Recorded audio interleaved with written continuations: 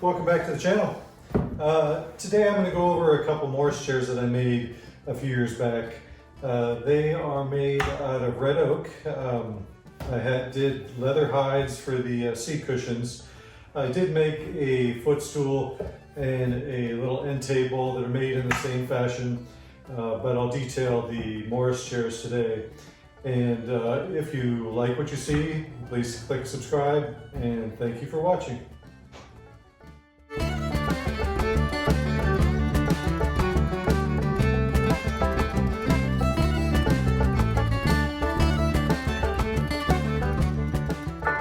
All right, so I first started off with rough lumber.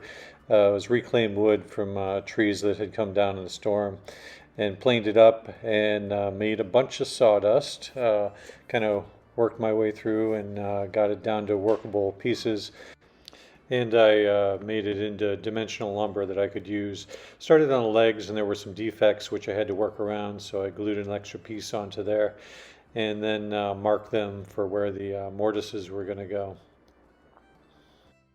Then I went to the dedicated mortiser and made the mortises for the legs. I usually start on the outside and then work my way in. I find I get a cleaner mortise that way. But I did it from both sides, and then used a chisel to kind of clean it up. Then I started making the stretchers, and I made the tenons for the stretchers. I made a kerf with the table saw, and then finished it up with little hand tools, and then used chisels to size it. And you can never have sharp enough chisels, so of course sharpening them was part of the deal too. Did a little dry fit to make sure everything was fitting okay, and continued adding pieces, and then came the spindles. There was quite a few of them, so was hard at work at those for a while. Sized them all up, and then made the mortises for all those little spindles to go into, and there were quite a few of those as well. The spindles, I made little tenons on the end so they could fit into those mortises, and then did a dry fit to make sure everything fit appropriately, and getting the spindles in and out was a challenge. Then here I'm making the angle for the arm side stretchers. And then the tenon on the legs, the front tenons were 90 degrees, but the back ones had to be cut at an angle.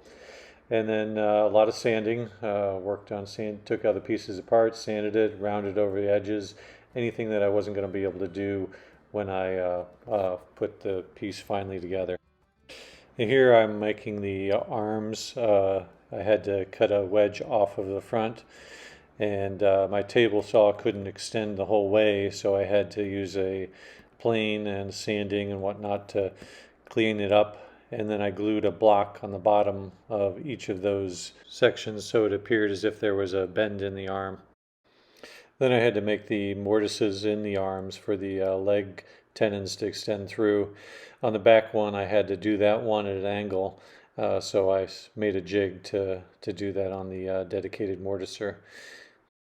And here's more dry fitting, and I was marking to cut off for the tenons that extend up through the arms as well.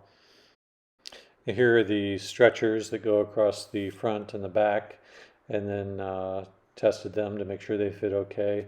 And here I'm marking for the back, doing the pieces, and then the mortises for the slats that will support the back cushion.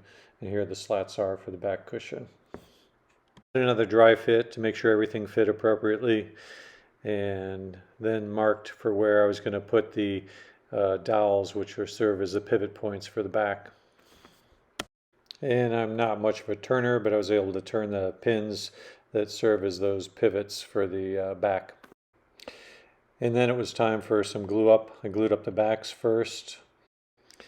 Then I stained any areas that I thought were going to be hard to reach after I got the piece together. I did make some wooden washers, just used a hexagon shape, and those served as spacers to allow the back to swing easily. And here's a template I made out of hardboard for the pins that allow the back of the seat to recline back a little bit. Here are the pins which I put in at an angle, which was the same angle as the slant of the arms. Then I glued up the sides, made the corbels, and then did a final glue up of the sides. And then it was time for the stain. Got it all stained up, and the woodworking was pretty much done. Then I turned to the seats. And I got some leather hides, made the base for the base cushions, and used a little burlap going across, 4-inch foam, and used some padding on top of that.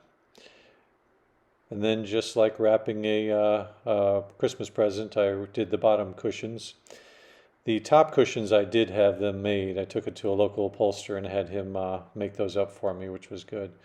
And here's the final product. Came out pretty well, I thought. There are some little flaws that I can pick out, and but for the whole, I think it turned out pretty good. That's about it. If you have any questions, please leave them in the comments section. If you like what you saw, click subscribe, and have a good day. Thanks for watching.